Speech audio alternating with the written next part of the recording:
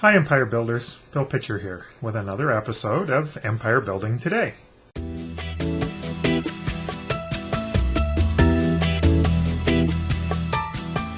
Well, the Empire Avenue development team has slowed down for a day or two with the new features and design changes to the site, but there's still lots going on there. A number of high-profile people who had left the site are back and all making key contributions. John Moore has set up a new site called Avenue Influence with his return, where he is putting a fair bit of effort and generating a lot of activity talking about Empire Avenue. So, check that out. Lance Taylor is back, and he's one of the developers of the iPhone app, and so thank him for putting that together. And Mario Hippel, Boardwalk, I believe, is back as well, and he's created a number of tools that are useful. His Boardwalk tools, Empire Avenue Boardwalk tools, including the mapping one that I've showcased on the Empire Building Network Facebook page. It's great to see these key people back, and to see the projects that they're working on, and to see them continue to evolve and improve. It's always interesting, whether you're looking at people who quit and come back, or people that have taken on initiatives, done, whether it's contests or trying to create discussion groups or active communities. It can be pretty hard to maintain the activity. I certainly know. I mean, I've had 12 guest bloggers, haven't had one in a while.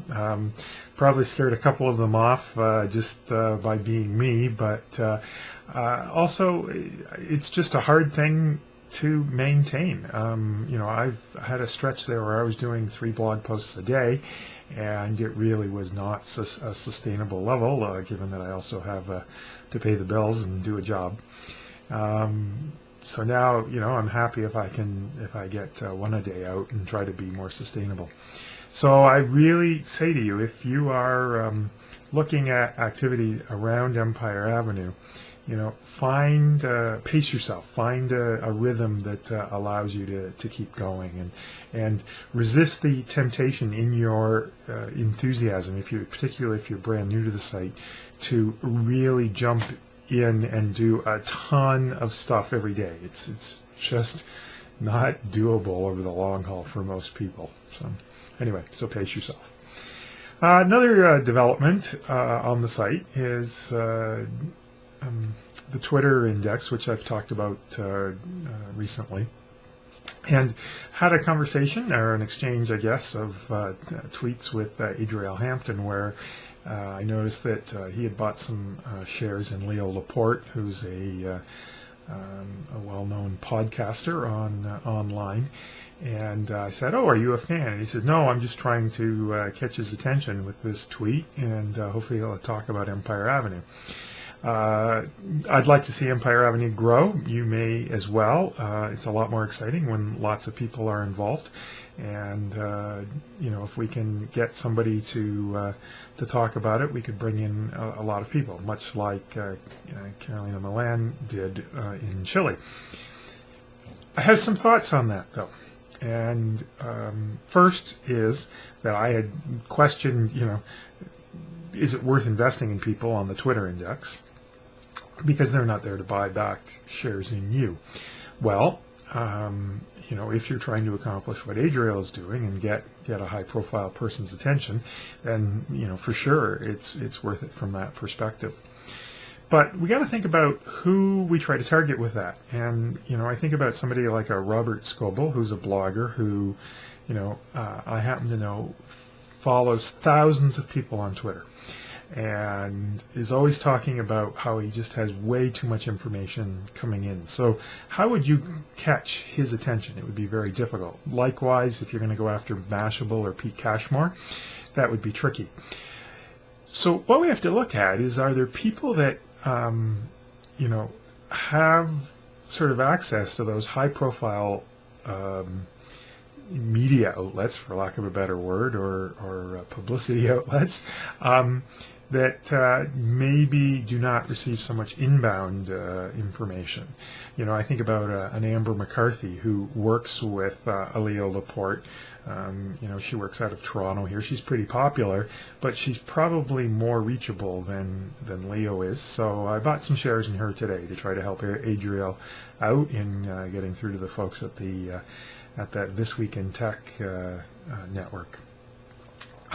Likewise, as opposed to buying shares in Pete Cashmore or Mashable, if you're trying to get the word out there, maybe what you want to do is look at some of the regular contributors on the Mashable site. Find somebody that focuses on an area that you think is appropriate, and buy their shares and tweet the message out to them. You know, TechCrunch, same sort of thing. Find the writers as opposed to, you know, just the key players. And you may find that you generate some interest, and you know, they have access to those vehicles in terms of promoting Empire Avenue. So that's just my thoughts on buying shares on people on the Twitter index to try to get the word out. Finally, I'd like to comment on a question that John Moore posed on his Avenue Influence blog, where he said, you know, what do people find most successful at increasing their Empire Avenue social network score? That's the score that you get for the activity that you have on Empire Avenue. Given that right now I have the #1 Empire Avenue score with a score of 70, with Chris Latko close behind me at 69, so that could change at any time, and he passed me again. I thought anyway that I would comment on, you know, how I've managed to get a 70, and quite simply, I've done it by being active on the site, obviously, but the trick that I've specifically used is to respond to every notification I get, to thank people for every buy, and that creates a lot of activity. I am very generous with thumbs up. I make a point of clicking people's ads and liking people's ads, and all of those things are helping other people, and that's, you know, was kind of part of my strategy in saying that I was going to engage in that activity, was to give back to those people that were buying my shares so they benefit from that. And I've had people say, well, why do you do all that effort? But the other reason is that I benefit from it as well, so that I've been a top earner, but also I have that high Empire Avenue score. So all of that, you know, contributes to my market makers and contributes to people buying my shares. So another little trick I can recommend is ask people questions, because they'll respond, and as they respond to you, that generates more Empire Avenue score for you.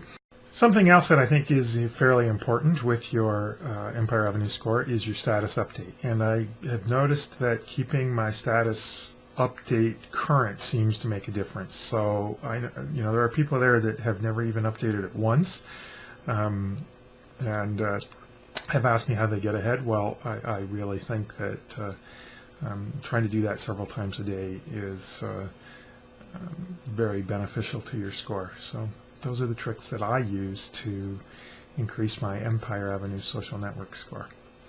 Well, that's it. I just covered some of the latest goings on the site, and hope that folks find this of some value. Until next time, happy empire building.